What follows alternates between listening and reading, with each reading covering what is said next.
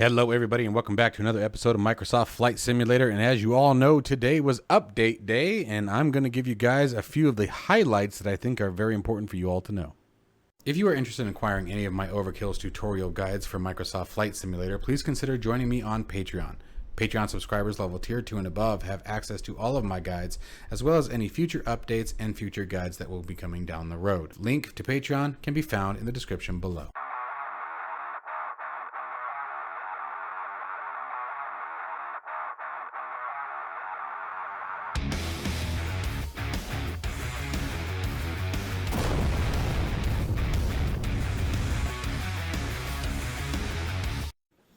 All right, so the first thing I want to talk about for today's patch notes that I want you guys to be aware of is actually this aircraft right here in front of us, the Cessna 172 Skyhawk with the G1000.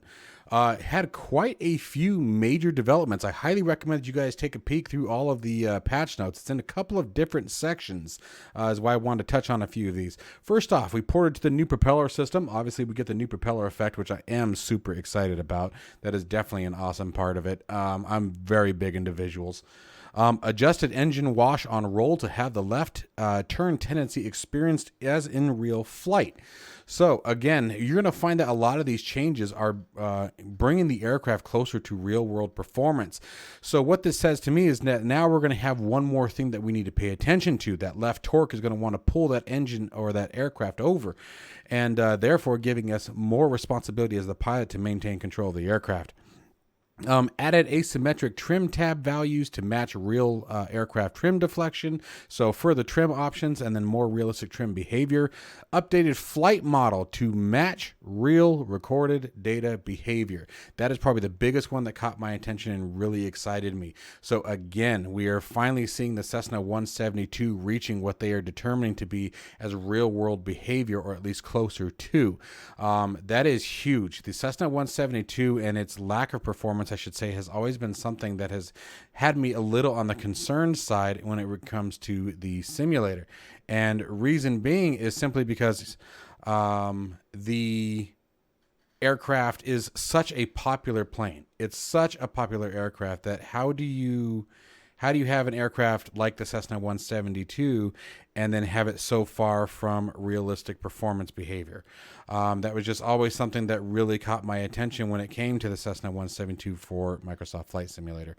Let's go ahead and take a look at a few other things that were adjusted with the aircraft. All right, so a few other things that I want to touch on when it came to the Cessna 172. And again, these are just some of the changes, guys. Make sure you check the change log. Trust me, there's a ton of new information with this aircraft. Max throttle propeller RPM on the ground adjusted. Now, what I'm hoping that this means is that the taxi speed will be improved and we'll see a better result from it. When I was flying it the other day in NeoFly, it was a real pain in the butt to get it to taxi, and it has been for a long time. Once you get it up and flying, it's fine. But for quite a long time, it has been very difficult to actually get to taxi. It required a ton of power, so I'm really hoping that solves that problem.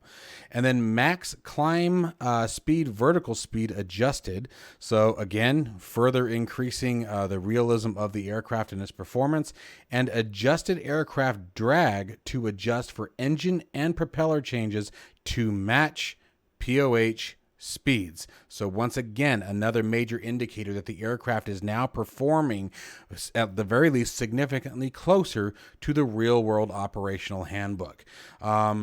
The Cessna 172 is an aircraft that I didn't expect that I would be doing a video specifically just on this aircraft with, I should say. And I'm really excited that I got to. I'm really excited with all these changes. And again, this is just a few of the changes that have become available with this particular aircraft. So again, guys, if you enjoy general aviation, jump into the Cessna 172 Skyhawk with the G1000. And give her a flight. Give her a flight. I think you guys are going to be really impressed with it. I can tell you from the very little bit that I've tooled around and the flight model performance that I'm seeing just here as I'm talking to you while watching the video here.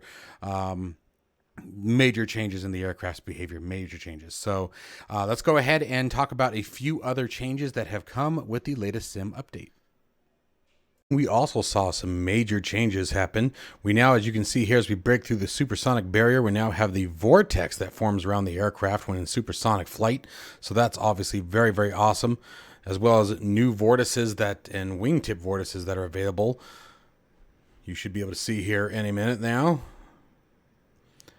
There's the vapor effect now, as well as wingtip vortices that are now been added, as well as many system changes. We now have a connect auto-sequential steering to autopilot, meaning that if you have multiple waypoints included in the autopilot system or in the nav system, the autopilot will automatically navigate through each waypoint as in sequence. So that is a very awesome feature and very realistic to the real aircraft. Fixed waypoints and sequence management system has been added course selection, and then the display of nose wheel steering modes has also been added to the F-18 Super Hornet. So that the advantage there, as far as the nose wheel steering, is merely just sort of a quality of life change in the aspect that the aircraft will now report to you what nose wheel steering mode you have enabled, which makes it easier as far as high range to low range, making it easier to turn and navigate the aircraft while on the ground. So some love was definitely given to the F-18. There was a bunch more added to the F-18 as well. Again, I highly recommend you guys check out the patch notes in full, as there was a bunch of changes to the aircraft, thus bringing the entertainment of the aircraft to a significantly higher level. It'd be a lot more fun to fly, and I could see where the screenshots and any of your air shows that you guys decided to put on will be much more enjoyable, especially in replay. As far as some generalized fixes go, we obviously have more further improvement to the stability of the simulator. Several crashes have been fixed across the title. Unfortunately, those weren't specifically itemized. Ongoing performance optimization work. That was the line that was indicated under the patch notes. So I'm hoping that that includes everything from load times to frame rate improvement to just overall the user experience has been increased. Hopefully we'll see significantly less crashes, hopefully some less stuttering, but unfortunately none of those items were specifically identified in the fixes in regards to the stability of the simulator. However, anytime that I see the ongoing performance optimization work, that leads me to believe that at the very least, each time that we see an update, we should hopefully see the sim become a much more stable platform, which is definitely something I would say in the last couple updates is a welcome sight, because even I have been seeing quite a few issues that have been quite frustrating with the simulator. As far as ground animations go, we have fixed missing ground animations to ground vehicles, live traffic, jetways, and windsocks. The windsocks is actually a big one for me, because it'd be nice to make sure that they are more reliable. I have seen many times on more on the smaller airports, but I have seen issues where the windsocks don't match the wind direction. I don't know if you guys have experienced that as well. And then fix an issue that could prevent the cockpit interactions for VR. That is one I actually ran into doing some testing with some multiple different aircraft the other day. I was playing around with it and found myself struggling with it. So I actually was unaware that that was a known bug, but it is comforting to know that's been resolved. So it'll be nice to be able to get back into that. And then finally, we had a few changes. Oop, there I go, pushing buttons. We had a few changes to navigation of traffic. AI traffic will no longer get expedite requests.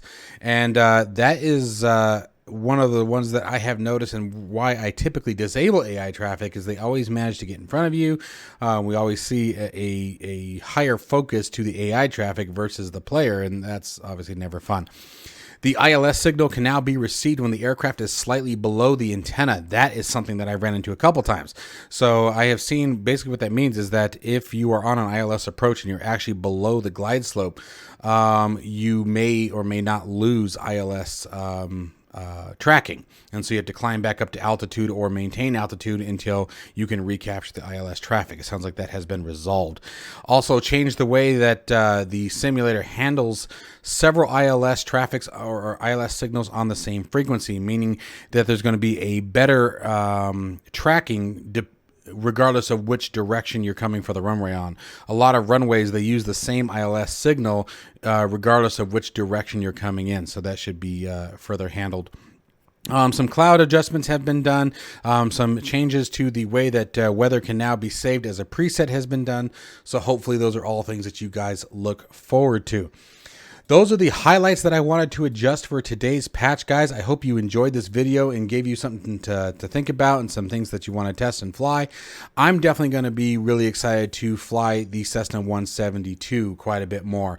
I'm really excited about the changes that have happened with it. I'm really looking forward to seeing some performance changes in regard to a better real-world scenario when flying the aircraft, and hopefully both improve the overall experience, as well as I'd like to see some improvement in the difficulty, meaning I'd like to see the difficulty of flying the aircraft increased based on the environment and the interactions to the aircraft in the environment. So hopefully we'll see a lot of that. Time will tell. Let me know if you guys know of any major issues that come your way through this update. And as always, stay safe and healthy, and I'll see you in the next one.